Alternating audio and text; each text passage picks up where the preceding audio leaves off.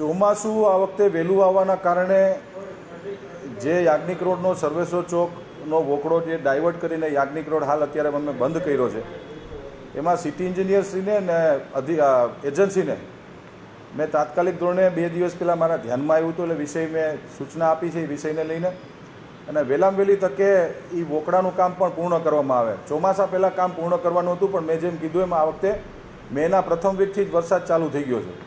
મહાનગરપાલિકાના પૂરતા પ્રયત્નો અમારા લોકોના રહેશે કે કોઈને મુશ્કેલી ન પડે, એના માટેના અમે લોકો પ્રયત્ન કરી રહ્યા છીએ.